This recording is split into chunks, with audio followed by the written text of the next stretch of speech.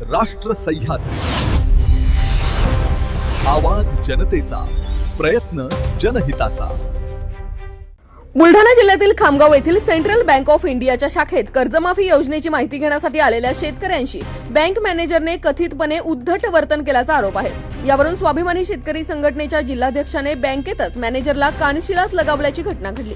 या घटनेचा video social मीडियावर मोठ्या प्रमाणात व्हायरल होत असून प्रकरणाची जोरदार चर्चा सुरू आहे। मारून नाही कसं काय म्हणते कसं काय मारवाल तुम्ही? तुले किती गंजार तुम्ही तुझा बाजू सरक तुले इडो तू कोणा बापा नोकरस तू कोणाच्या बापा नोकरस तू कोणाच्या बापा नोकरस कोणाच्या मेळा असता तू कोणाच्या बापा नोकरस चल भाई